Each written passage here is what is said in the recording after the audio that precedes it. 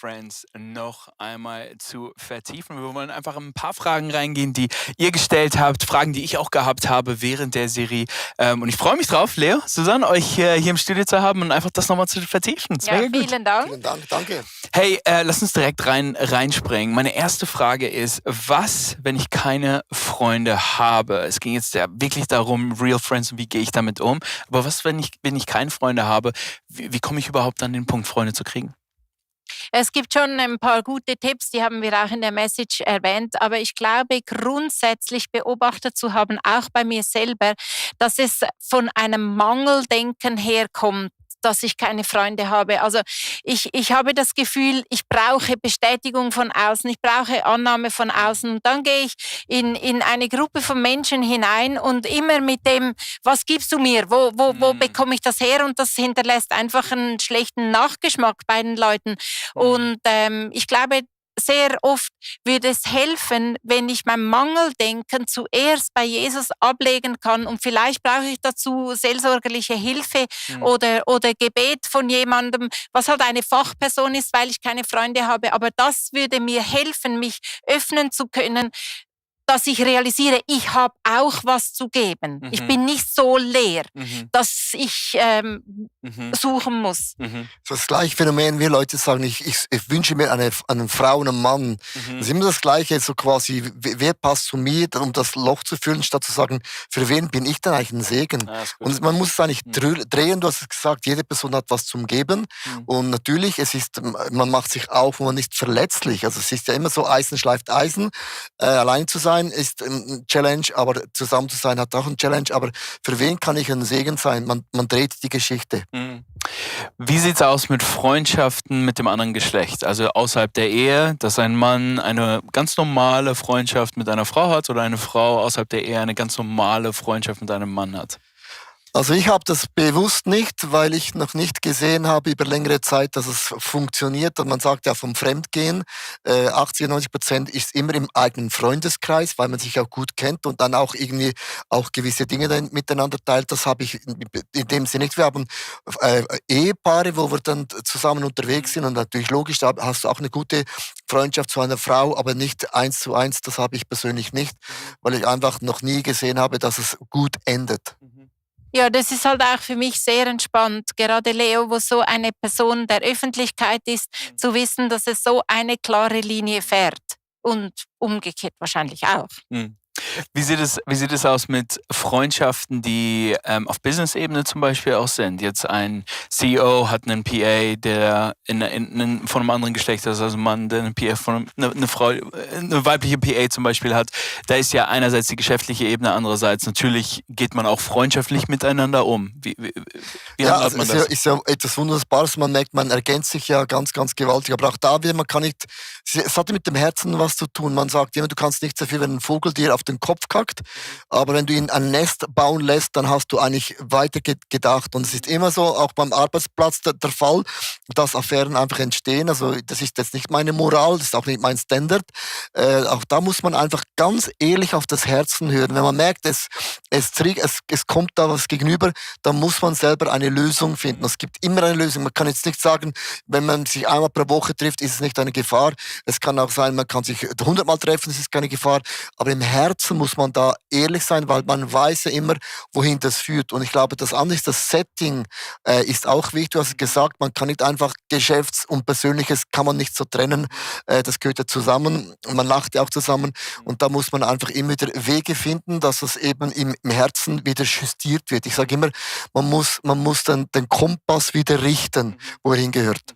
Ja, und ehrlich gesagt, also du hast schon Frauen massiv enttäuscht mit deiner Einstellung. Und Leute, wir stoßen Leute vor den Kopf mit dieser Einstellung. Ja, wieso machst du das jetzt nicht mit mir in dem Sinne? Und wir stehen einfach dazu. Ja, das ist einfach, wir sind ja seit 30 Jahren unterwegs in der Church-Landschaft. Es gibt keine Geschichte, die ich nicht schon gehört habe. Also irgendwann kann ich auch nicht so doof sein und sagen, das passiert mir nicht. Weil die Bibel sagt, wer meint, er steht, der ist der Nächste, der fällt. Also, und das ist nicht das, was ich will, in dem Sinne. Ich habe zu viele Geschichten gehört, wo ich so sagen, ja, ich verstehe, was du meinst, mag ein bisschen altgebacken sein, aber nur weil es neu und modern ist es nicht unbedingt besser geworden, weil der Standard der Moral ist so tief heutzutage, wo ich sagen muss, dass da möchte ich nicht hingehen, weil das hängt zu viel ab in unserer Church-Landschaft. Ich finde einfach, genau, es ist nicht nötig. Wie beendet man Freundschaften gut?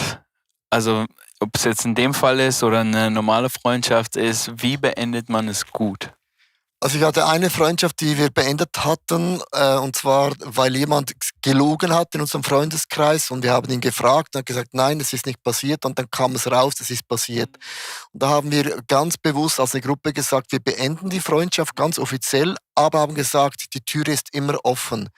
Es ist einfach so, so quasi, wir verdammen dich, sondern du musst eigentlich jetzt einen Weg der Versöhnung gehen, aber wir beenden es jetzt mal ganz konkret, aber die Tür ist offen und in dem Sinne, mit der Person ist interessant, habe ich bis heute Kontakt immer noch, aber er muss einen Weg gehen. Das war zum Beispiel das eine Beispiel, aber die meisten Freundschaften bei uns, wie sagt man, die laufen ein bisschen wie aus. Die schleichen so sich schleichend aus und das wäre für mich das ist in meinen Augen noch ein Wachstumsschritt. Der hat noch Potenzial, weil ich mich effektiv frage, wie beendet man Freundschaften gut? Also, weil das ist so hart. Ich habe es bis jetzt nur erlebt, eben, dass es so ausschleicht und dann hat man sich halt auseinanderentwickelt.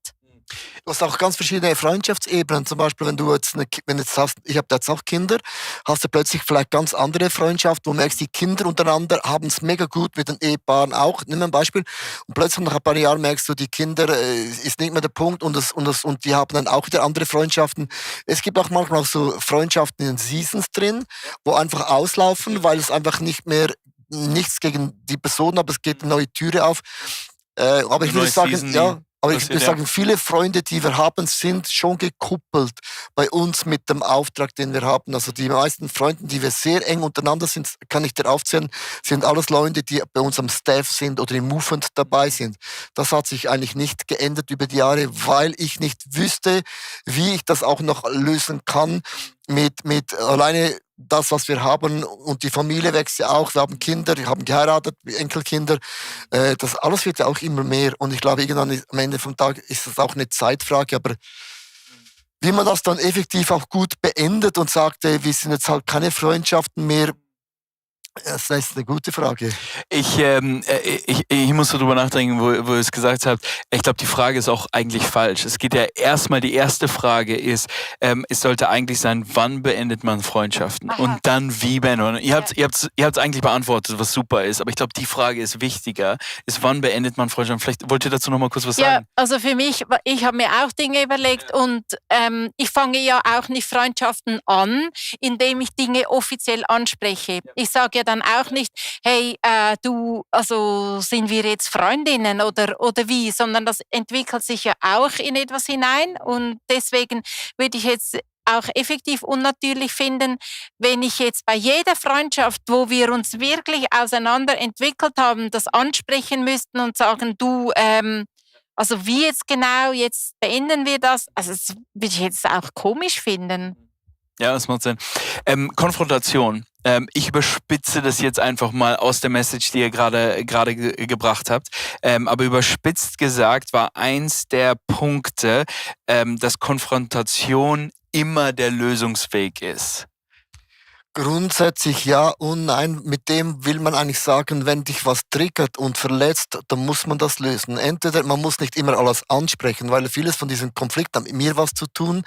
Und wenn man immer alles anspricht, dann wird es auch ein bisschen mühsam, weil da bist du immer nur der Konfliktzone, aber man kann nicht auch Schwamm drüber machen und man muss das, da muss man lernen, zu Jesus hinzugehen, eben die Frage stellen, was ist mein Learning, was ist mein Punkt, wo kann ich Dinge ändern?